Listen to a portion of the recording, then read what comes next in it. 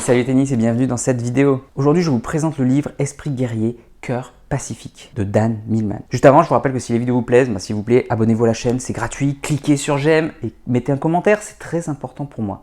Et puis cliquez sur la cloche si vous ne voulez ne louper aucune des prochaines vidéos. Alors je vous présente le dernier livre de Dan Millman. Pour ceux qui ne connaissent pas Dan Millman, c'est tout simplement mon auteur préféré et c'est pourquoi je fais une exception sur cette chaîne parce que le livre ne parle pas de tennis, il parle à peine de performance. Mais voilà, vu que c'est mon auteur préféré, j'ai quand même décidé de faire une exception. Dan Millman, c'est un ancien champion du monde de trampoline, expert en développement personnel et en spiritualité. Il a écrit le best-seller Le Guerrier Pacifique où j'ai déjà présenté la vidéo.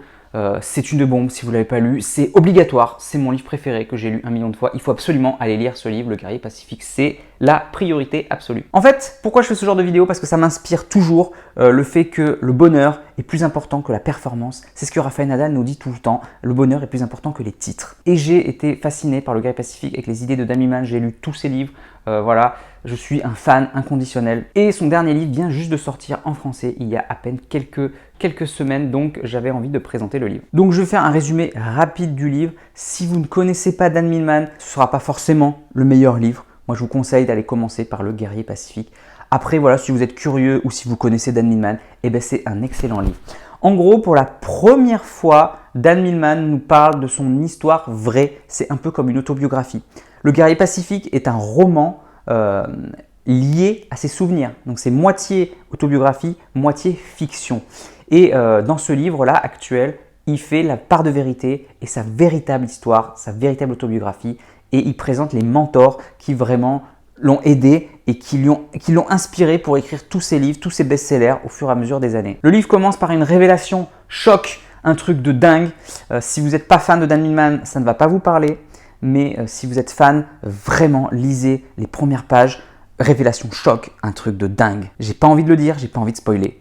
Donc vraiment, lisez le livre si vous voulez savoir qu'est-ce que c'est. Alors dans le livre, Dan Millman présente ses 4 mentors principaux qu'il a eu. Et je vais présenter les 4 brièvement pour résumer le livre. Le premier, il l'a appelé le professeur. C'est quelqu'un qui a fondé une école, Arika, et du coup l'école s'est développée aux États-Unis. Il y avait des coachs, etc. Donc Dan Millman a fait les formations. Et en gros, c'était beaucoup de techniques de méditation, de respiration de soi, de contrôle de soi, etc. Donc il dit qu'il a fait plus de 40 ou 60 méditations, je ne me souviens plus. Un truc de dingue, il ne savait même pas qu'il y en avait autant. Il a appris beaucoup de choses sur lui-même. Il était hyper satisfait de la formation.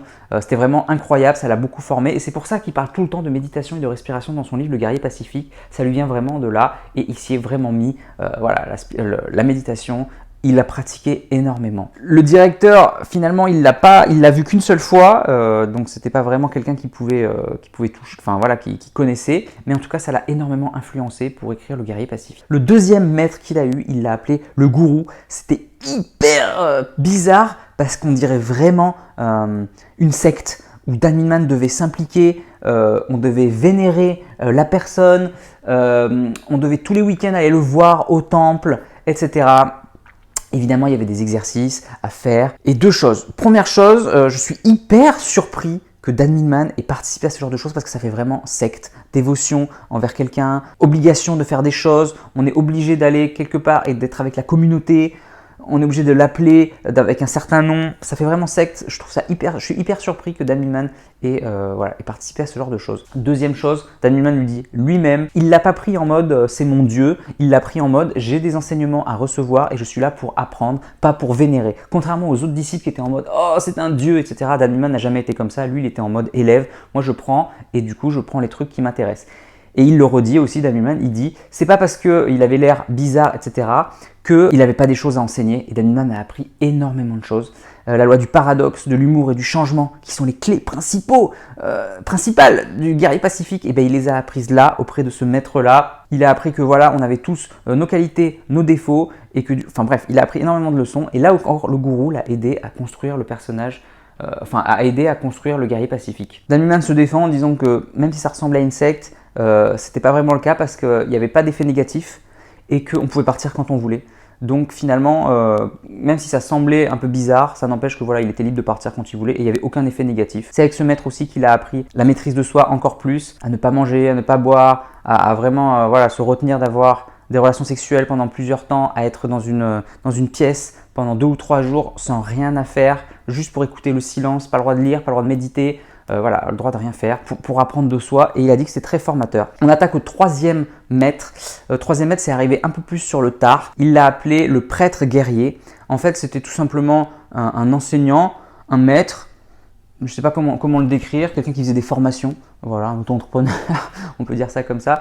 Et du coup, c'était un maître guerrier, c'est-à-dire qu'il maîtrisait l'autodéfense. Donc, il a appris à Dan vraiment les bases de l'autodéfense. Déjà que Dan Millman faisait beaucoup d'aïkido, il lui a appris voilà, vraiment l'autodéfense un peu plus et beaucoup de notions de courage, de l'esprit, etc. Donc, Dan Millman est allé encore plus loin. Et ce maître est arrivé après l'écriture du guerrier pacifique. Et ce maître lui a aussi en plus donné une méthode pour évaluer le chemin de vie des gens avec une numérologie, mais qu'il avait inventée lui-même. Ou qu'il avait trouvé, on ne sait pas où. Donc, Dan Millman en a carrément fait un livre, votre chemin de vie. Et voilà, que vous pouvez aller voir d'ailleurs, hein, je vous mets le lien si vous voulez dans la description si vous voulez acheter le livre. C'est vrai que c'est impressionnant, j'ai eu beaucoup de mal avec la numérologie et pourtant le livre m'a fasciné, j'ai trouvé ça dingue, j'ai trouvé que ça me correspondait. Et Dan Millman, pareil, il a expliqué que sur le moment il ne croyait pas du tout à ça, que pourquoi des chiffres selon ta date de naissance pouvaient influencer. Et en fait, ça correspondait tellement qu'il a dit waouh, c'est un truc de dingue. Et il en a carrément fait un livre, il se l'est approprié et il a écrit un livre là-dessus. Et il est devenu célèbre d'ailleurs grâce à ce livre aussi. Donc n'hésitez pas à aller voir. Après, malheureusement, voilà, le maître a eu une attaque cérébrale et du coup, ils se sont perdus de vue. Le maître est parti, mais bon, peu importe. En tout cas, il a appris énormément de cette personne. Dan. Et on attaque le 4e, c'est pareil, sur le tard de sa vie, après 50 ans que Dan l'a rencontré. Et ce qui est rigolo, c'est que Dan, dans tous ses écrits, prône la vie quotidienne.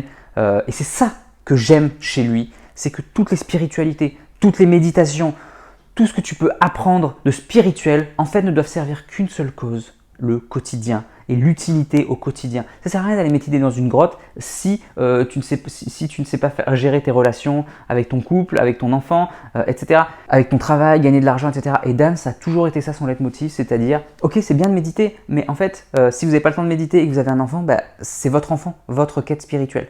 Donc pour lui, ça a toujours été le quotidien, la priorité, et c'est ça que je kiffe le plus, que c'est la seule méthode que je trouve d'ailleurs aussi puissante. Bref, et du coup, il rencontre ce maître qui prône justement la vie quotidienne. Et ce qui est marrant, c'est qu'après 50 ans, alors que c'est quelqu'un de hyper célèbre, Dan Millman, qui a écrit plein de livres, il est encore un âme d'enfant, un âme d'élève à dire « Waouh, c'est mon mentor, je vais apprendre de lui ». Il est allé faire la formation avec le gars pour apprendre à vivre au quotidien. Je suis hyper surpris par cet esprit de débutant jusqu'au bout, mais c'est impressionnant quand même. Et il a appris voilà, que en fait, chaque instant compte, c'est la conscience de chaque instant, rester dans le présent. Le passé, le futur n'existe pas, il faut rester dans le présent et chaque moment compte. Pour résumer un peu la vision de Dan Millman qu'il décrit dans ses livres, c'est la valeur d'un moment ne dépend pas de ce que nous y prenons, mais de ce que nous y apportons. Donc chaque instant est précieux et on doit en prendre compte.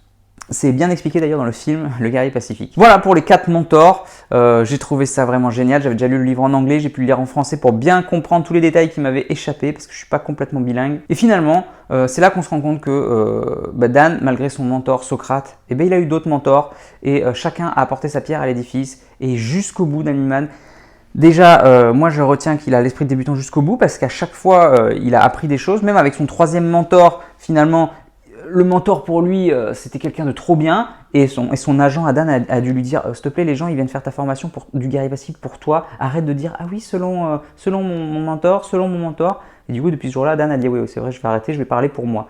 Mais voilà, cette modestie, cette humilité, cette envie d'apprendre permanente qui est très impressionnante que je retiens du livre et c'est déjà exceptionnel. D'ailleurs, il le dit jusqu'au bout, Dan, qu'il vit avec humilité, il n'a pas l'impression d'être un grand mentor, d'être un grand maître spirituel.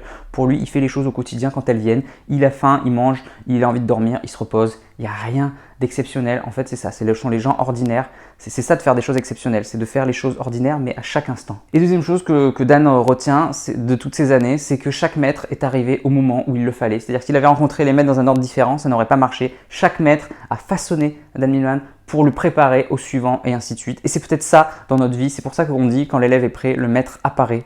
Et en fait c'est ça, chaque expérience est bonne, elle nous façonne pour être prêt pour la suite. Voilà, que de belles paroles. Donc n'hésitez pas si vous voulez acheter le livre, il est très sympa, je le mets dans la description. Et si vous ne connaissez pas Dan Millman, allez lire Le Guerrier Pacifique. Alors pour les fans de tennis, du coup, Dan Millman a écrit un autre livre sur le sport. Il sera peut-être beaucoup plus parlant pour vous aussi, ça s'appelle L'athlète intérieur.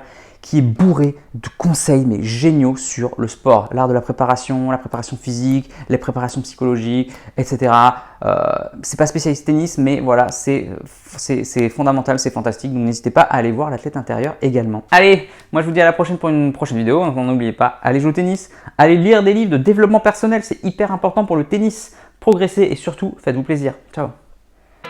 Si tu es encore là, c'est que soit tu es très motivé, et dans ce cas-là je te félicite, soit que tu aimes ce que je fais.